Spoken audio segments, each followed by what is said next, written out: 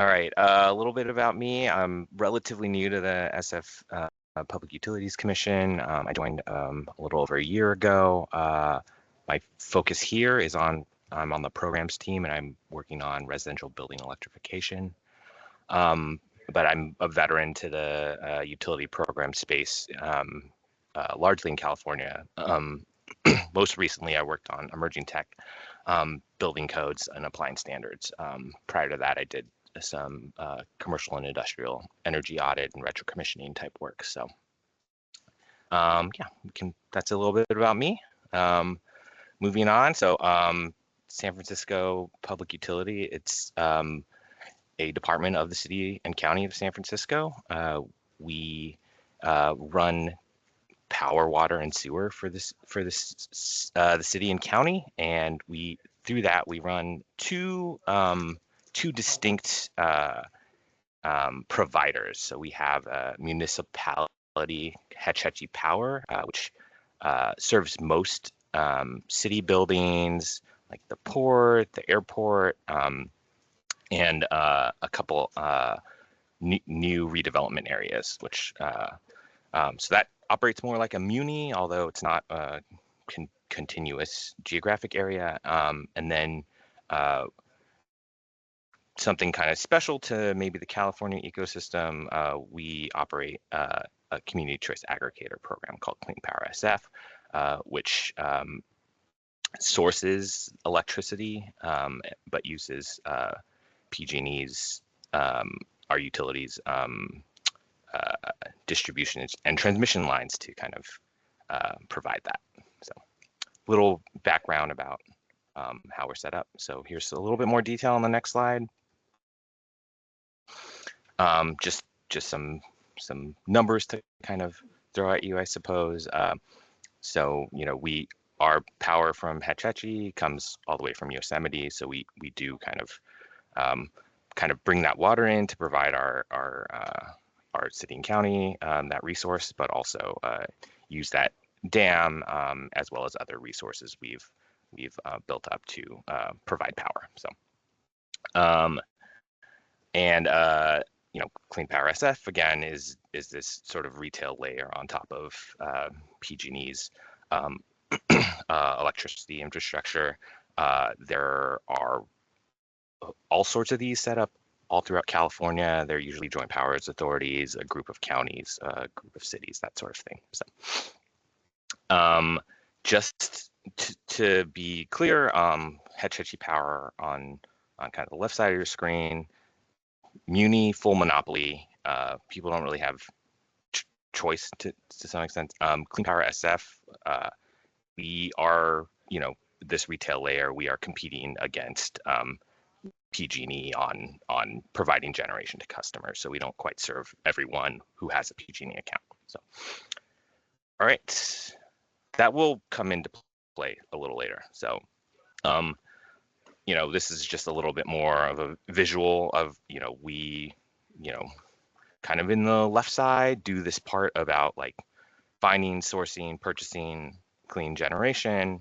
The middle part is not us, PG&E, and then the you know, further on the right, you know, we're selling it to customers. So not quite a utility, but I think still applicable. The program I'm going to talk about is a CleanPowerSF program. So that's why I'm making kind of a lot of distinguishing kind of facts about the two. So, next slide. Okay, so just, you know, this group has people from all over the country. So I, you know, actually maybe somebody from Canada too. So I thought I would just kind of ground, you know, if you haven't been to San Francisco, what's the deal? So, you know, on majority of our housing stock is multifamily, and it's actually a lot more kind of small multifamily than you might expect. We have a large majority renter population, and a really old building stock.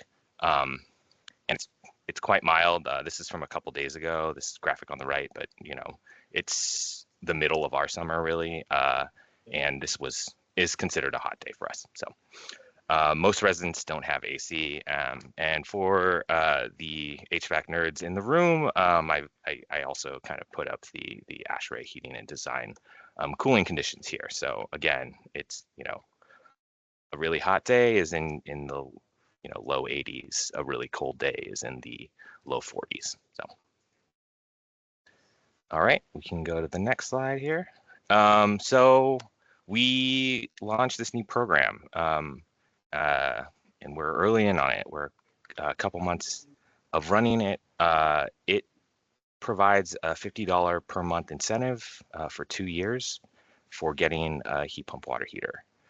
It replaces a previous contractor incentive program that we were running as a midstream model, where a contractor would get $1,000 to for every install they did. Some of the key requirements or changes we had on the design, we pushed up the UEF efficiency requirement to 3.3. We were finding a lot of people were installing pretty low efficiency 120 volt heat pump water heaters, and that was causing multiple kinds of problems for us. So and then we are requiring folks to enroll in a load shifting program. And that's sort of the only requirements, other than they're a customer of us and not solely a customer of PG&E. So, all right, go to the next slide here. So why did we do this? Why are heat pump water heaters hard? And why are they hard in California? These three, we studied the market when we were kind of developing this new program design, and three big things came to mind. One is just our spark spread reality. That's the ratio of electricity cost to gas costs. Depending on what rate, what time of day, what time of year, it could be 3 to 7 times more expensive compared to gas. That really kind of pointed us into this need for controlling when people are using it or encouraging them to get on beneficial rates for this scenario. So that was one kind of stark situation. And I'd say even in the last 12 months, there's been a lot of challenges related to this, with a lot of rate increases from PG&E on the transmission distribution primarily. So that was one item, and I have some more slides to get into that. The second item we are finding is just, and I think the room might understand this, which is just people don't care about their water heater that much. Some people do, but there was some consumer awareness challenges, and then there are some San Francisco, high cost challenges with our labor markets, practitioners having trouble finding parking, different permitting requirements. So, kind of all in, what we're seeing from the market from our previous program was that costs were about $6,000 to $9,000 per conversion. So that's tough for people. And I'll just say we're in a very unique situation, which is that there are lots and lots and lots of types of programs. So there's which I'll get into a little later. And the other piece is we're been working on workforce training for a while through this midstream program, and as have other programs in the area.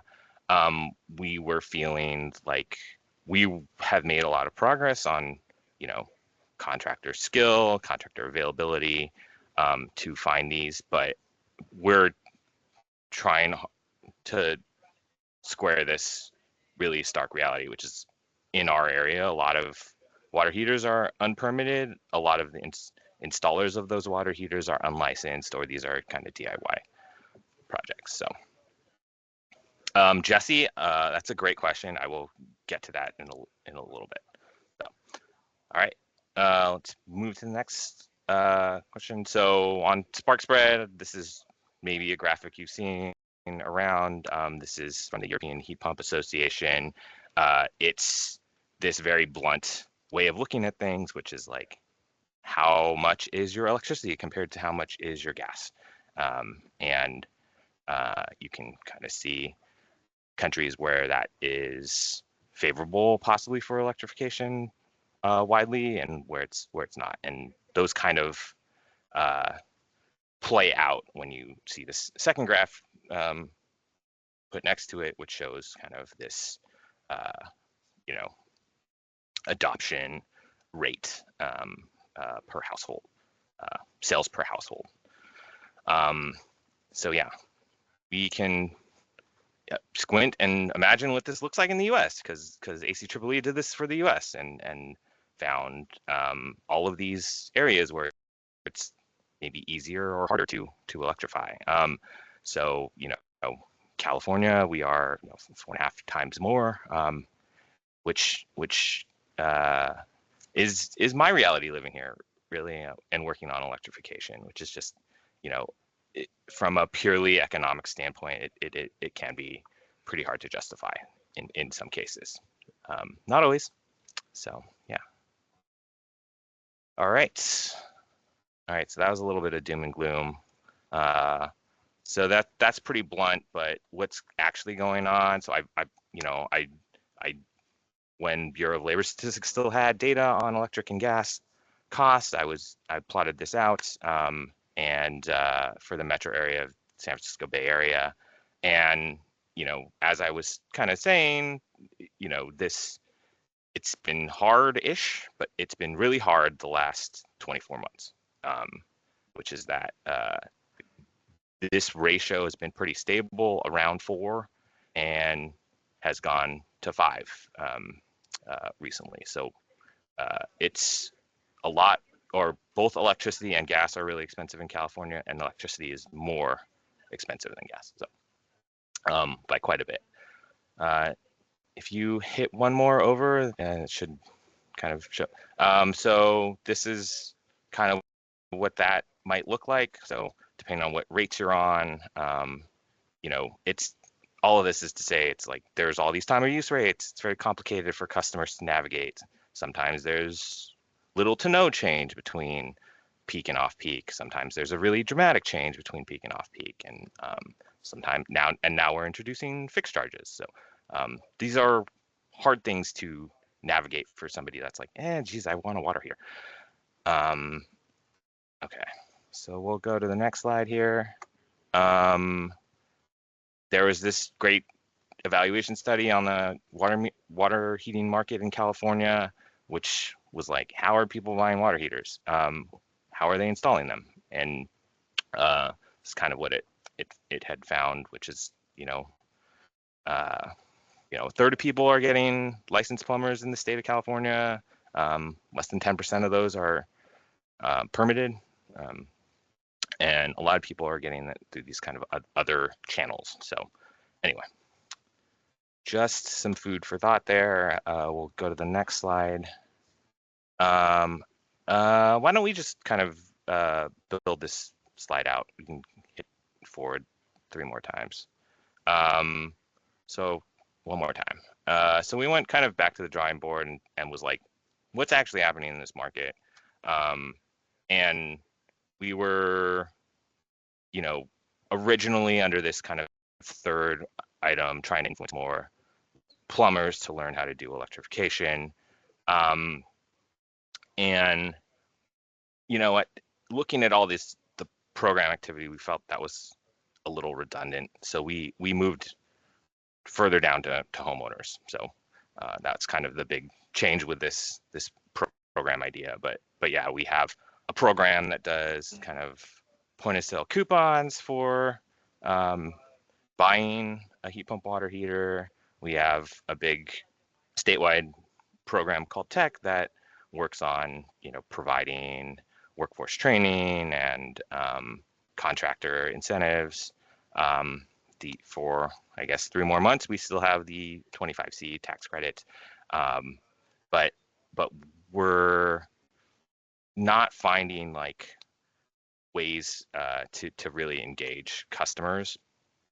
So we decided to, you know, have this kind of bill credits model that would kind of move our influence point to the end to homeowners who are, you know, choosing a lot more this or in the driver's seat on choosing this technology or not, and then using the bill credits to address this spark spread gap. So that was kind of what we did. So if you go to the next slide, this kind of builds backwards how we're, you know, trying to go 2 more ahead, trying to influence or you know, speak to this decision point homeowners have, which is that, you know, maybe it doesn't always go, you know, manufacturer, distributor, plumber, homeowner, but maybe homeowner looks around and sees what their options are and kind of decides whether to go licensed plumber route, DIY route, or, you know, bring in their favorite handy person. So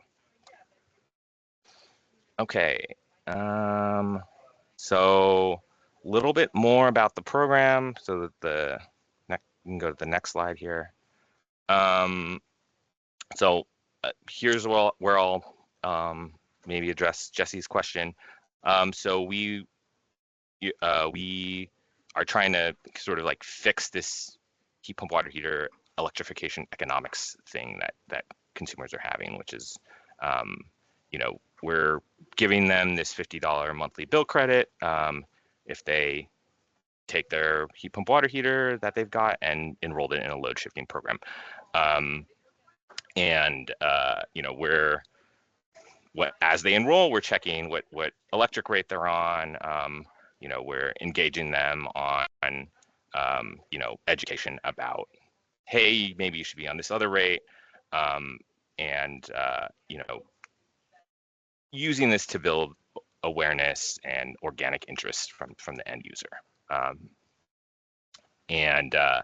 We have some resources on our website to help support customers who are, you know, trying to navigate that whole web of program availability that I was kind of showing earlier. So that's more or less the program. I'd say assuming you have the water heaters have to be DR ready. Yeah, the water heaters have to be DR ready.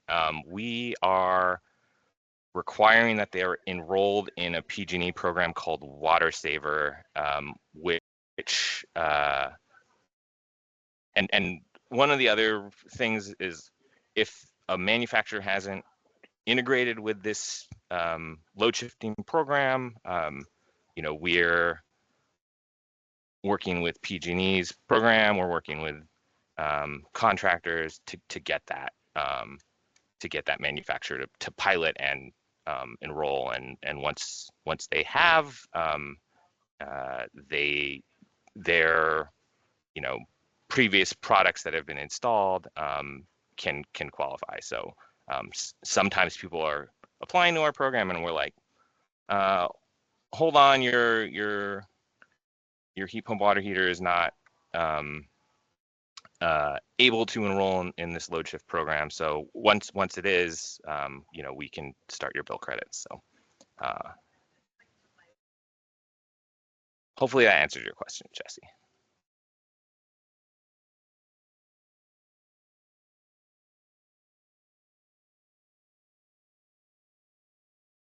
Dominic, good question. Yeah, the $50 a month bill credit, we ran a bunch of calculations on that and found that to be,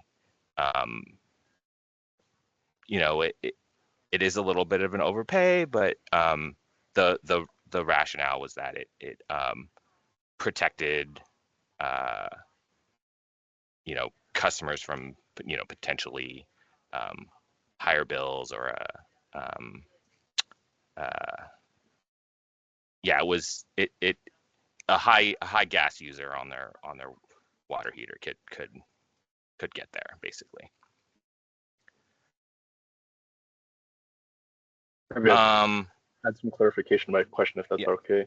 sure. What was there component of the cost to the customer that you were trying to offset? Was it the difference in the spark, or was it a portion of the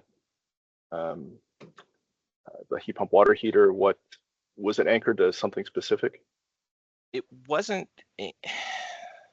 It was and wasn't. I mean, you know, we ran the math and we're like, yeah, this is probably a nice round number, easy to communicate to the customer, and you know, worked out similarly to what our previous incentive was before.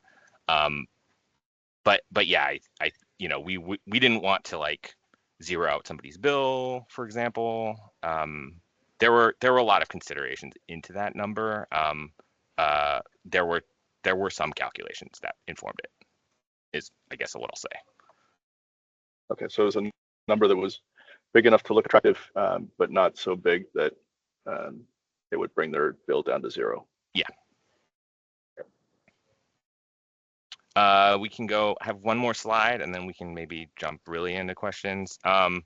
So, you know, not everyone has these like really high electric rates or these really high electric to gas ratios. So will bill credits work for you?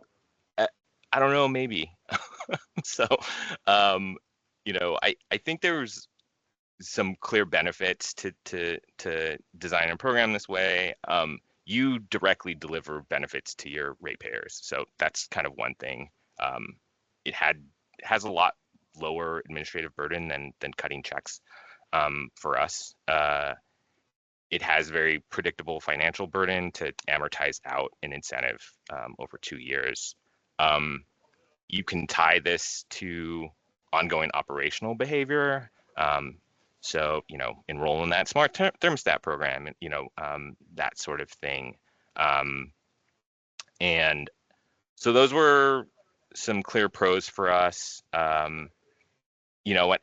I also just say this sort of acts like a promotional electric rate without the rate filing burdens. But I'll go to the cons, which is like we're requiring other programs to address many of these other barriers, and including upfront costs. So that's for sure. And they're temporary and don't resolve these long-term economic fundamentals, which there will be kind of more changes to how we do rates in the state.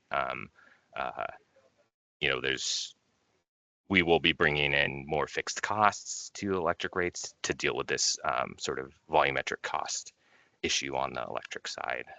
So anyway, that some, you know, I have mostly worked in California, so I don't know to the degree this might work for other regions, but, you know, one idea I thought was maybe providing a version of this for you know, users to get a cold climate heat pump versus a dual fuel heat pump, for example, where, you know, you just can't really bridge the cost benefit analysis gap without, you know, some other policy tool. So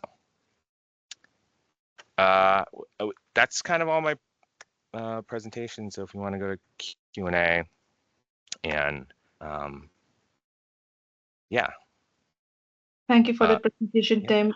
We do have a question in the chat if you want to have a quick look. From Dominic. Yes. Was the bill credit available to NEM PV customers? Yeah, it is. And how has been the approach, the uptake so far since the program was launched from the customer's side? I think people are pretty happy with it. We've had, you know, a dozen customers enroll, and that's with like me still kind of working up our marketing on it. So we haven't done a real strong comms push on this yet. So yeah. And also just one more clarifying question before we move to the next presentation. We Sure. can have more conversation about this post that. With respect to the, like, we have midstream, downstream, different kinds of programs that we usually try to connect with different supply chain stakeholders. Since this directly connect with homeowners and majority of the people are living in multifamily buildings, do you think this would work? Because some of them could be tenants and not all homeowners would want to take that bill credit. Yeah, that's a great question. And while I wouldn't prescribe this as a solution for the split incentive problem, yeah, if a landlord is putting in a heat pump water heater and doesn't have any control or engagement on that heat pump water heater, it could result in moving costs from the landlord if they were paying on a master metered gas to a tenant if they're now paying the electricity for this heat pump water heater. So this is a way to potentially protect a renter from those higher costs. But there's obviously a lot more complexity in the details of that. So. Right. And this does allow the customers to enroll in other incentive programs, so they can take advantage of it. Okay. Yeah. For like to offset the upfront cost and also continue to get the bill credits. Yeah. Thank you, Tim. We will save some of the questions for the last session. I will just move on to the next presentation. But thank you, Tim. Thank you so much for your time and for this presentation. Devin, would you like me to drag your slides? I'm glad to do it. Yeah, I can do it. Yeah.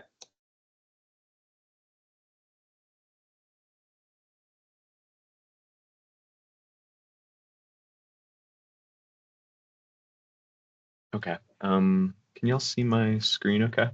Yes, we can. Perfect. Hi, everyone. My name is Devin Filicicchia, and I'm currently a transportation planner at the City of Missoula and the Missoula Metropolitan Planning Organization. But in my previous role, I helped administer our city-county heat pump water heater rebate program, which is still ongoing.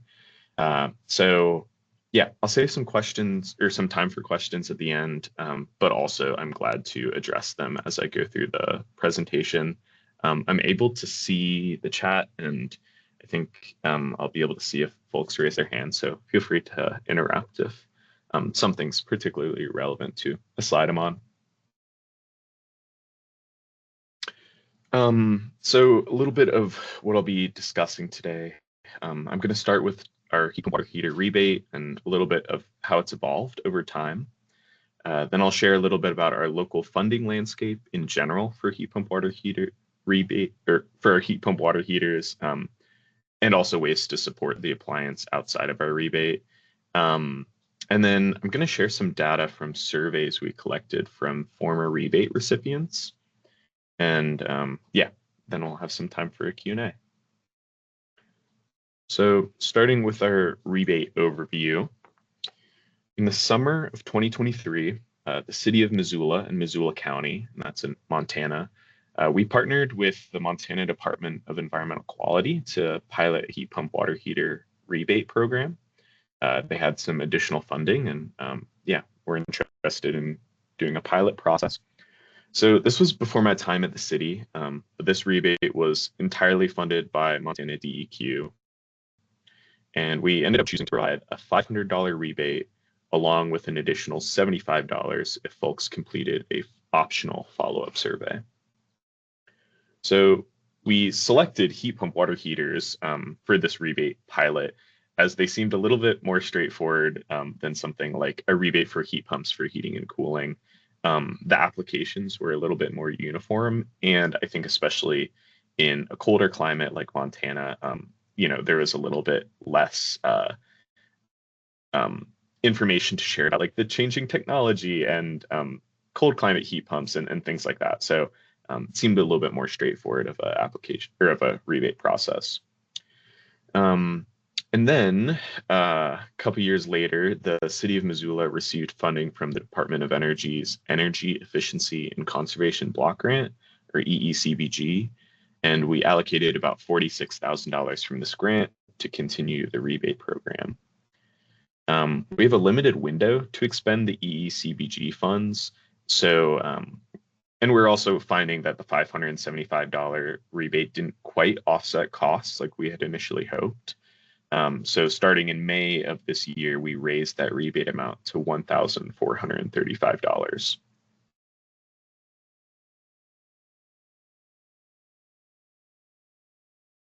And I think this leads us into a little bit about our current rebate design. As I mentioned, it's $1,435, and we had enough funding through EECBG for 32 rebates. And then I think a key and unchanged piece of the rebate design is that it's entirely flexible. We don't care if it's new construction or retrofit, if it's commercial or residential applications, or if it's single or multifamily. We don't care about the last fuel source of your water heater, nor do we care who your installer is or if you install it yourself. And I think that's kind of a key piece that feels critical with our rebate. I think a lot of other funding sources are, or I know for a fact, a lot of other funding sources locally are conditional. And I already get enough calls from people who are confusing electric resistance water heaters with heat pump water heaters and confusing heat pump water heaters with mini splits. And it was an intentional move to make it as simple as possible for our customers. Since introducing the updated rebate amount in May, we've gone through a lot of rebates. We cut checks for 23 rebates. We have another 5 that have submitted pre-applications. And as of now, this leaves about 4 unobligated with our EECBG funds. And once those run out, we have enough funds for about 7 more rebates from the Montana DEQ funds. But that's as of now the end of our pot. So we're looking for other ways to fund the rebate program if we're able to. Now thinking about utilization and kind of rebate uptake, with the new amount, we average about 5.75 rebates a month. And with the old amount, we were closer to 2 rebates a month. I think an interesting aside, the amount we increased the rebate by, which is about 2.5 times, was similar to what we saw our average monthly utilization increase by. And while I think that rebate amounts really had a significant role in this jump, I also think there's other factors at play, such as we did a media push for both rebate amounts, but we had a better plan for the newer, higher amount. And also the funding landscape for energy efficient appliances, I think has changed significantly since our initial rebate was announced. And I suspect many of those applying for rebates now are also doing so in order to benefit from the tax credits available.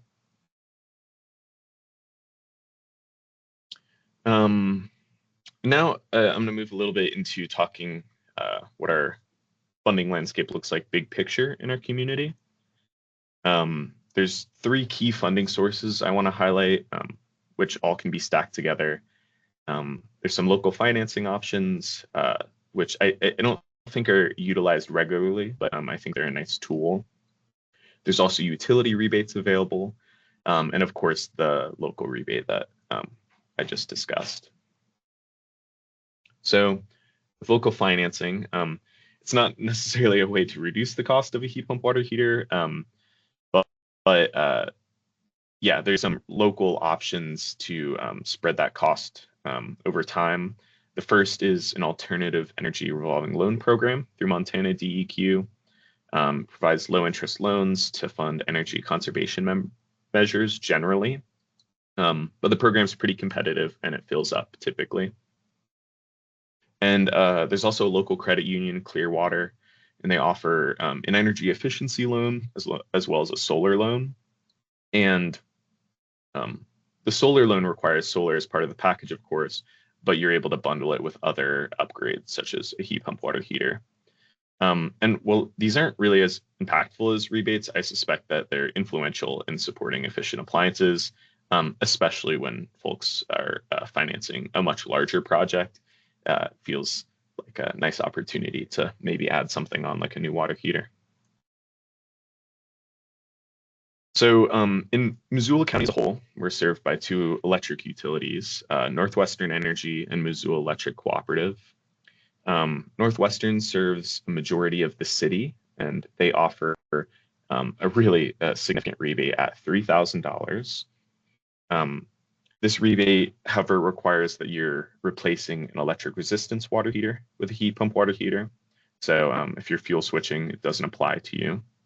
And further, the rebate is only available through installers who have completed an online education course or in-person course. But with every install, installers receive a $500 sales performance incentive fund. And that's on top of that $3,000 that goes to the customer. So, in those ideal situations where it's going from electric resistance to a heat pump water heater, this is, I think, a really significant piece that has moved the needle in Missoula. And then Missoula County mostly is served by Missoula Electric Cooperative, especially the more rural areas outside city limits. And they offer a $700 to $900 rebate for replacing water heaters with heat pump ones. And that's regardless of the original fuel source, and installer does not impact eligibility there. And then again, all of these funding mechanisms can be stacked on top of our local $1,435 rebate, which again is available for essentially all heat pump water heater projects completed in Missoula County. And if you're curious of looking at our application materials or anything like that, that QR code will take you to, I believe, the city website in the application process.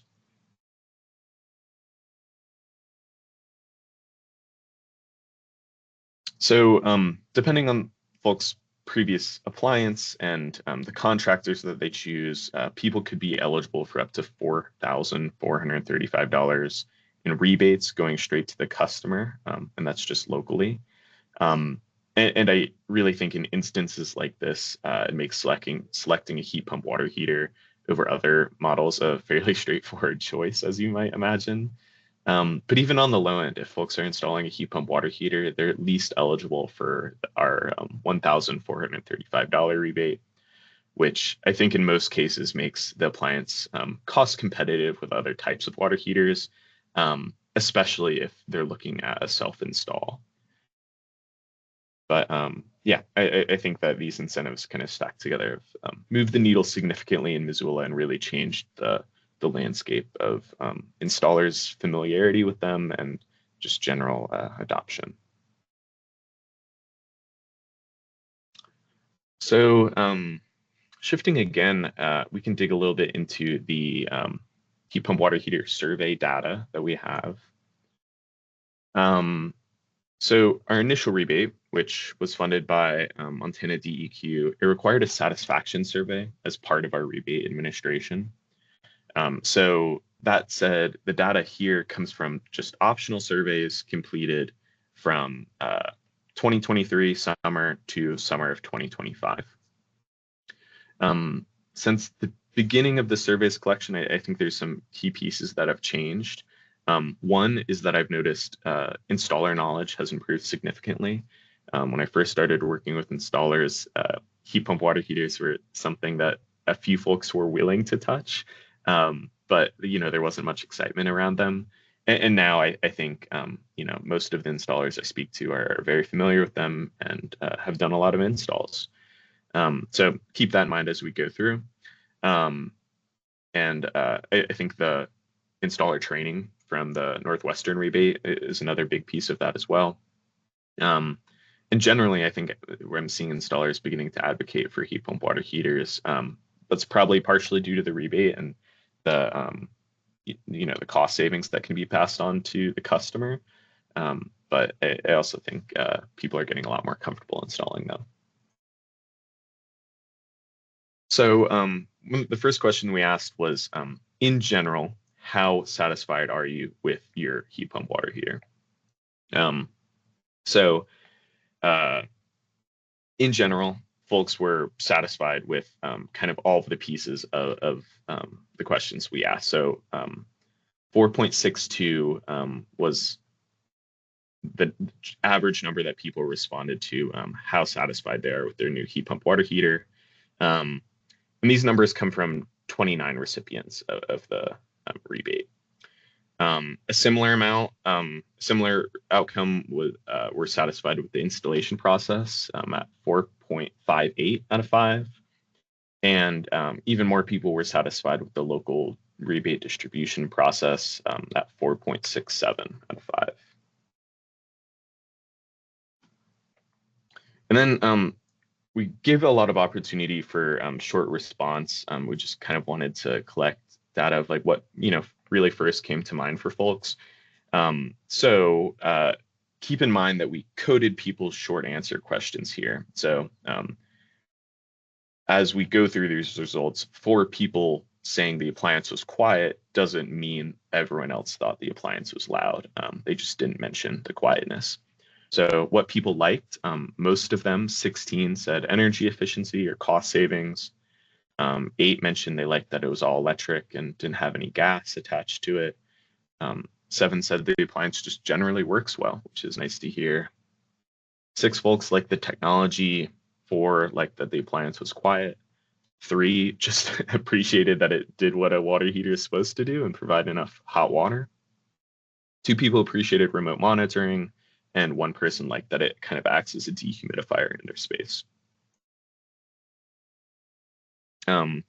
When asked what people do not like about their heat pump water heater, 5 people mentioned the amount of hot water it provides.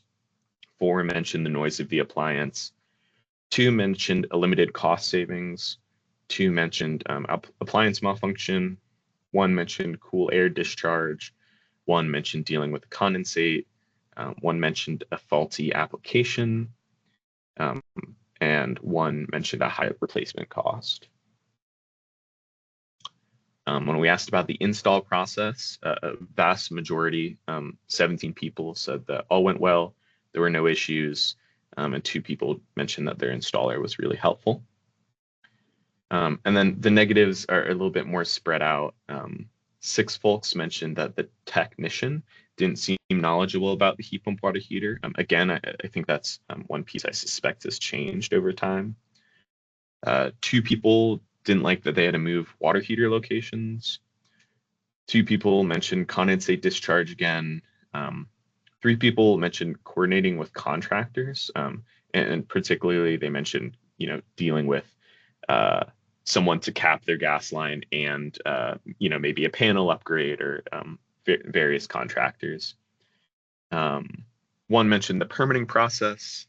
1 mentioned a long install time, and 1 mentioned product delays. So yeah, I think this is a pretty limited survey, but some of the key takeaways I think that are, in general, people were really excited about their new heat pump water heater. And while there's some aspects that pose challenges, yeah, I think we have a pretty good understanding of what they are. Most of the things people didn't like related to the appliance could be addressed with additional considerations prior to the install. And I think that's kind of the key piece of this is that like the main complaint folks had with the appliance was not having enough hot water. But I think this can easily be addressed just through a knowledgeable contractor. So maybe, we could help folks better understand appliance modes or size up the appliance or whatever it may be. And then, yeah, the biggest challenge related to the installation process was that the installer didn't seem knowledgeable about heat pump water heaters. So that's what I have. Does anyone have any questions? I'm glad to go back through any of the other pieces or expand on any pieces of our program or anything else I can talk about.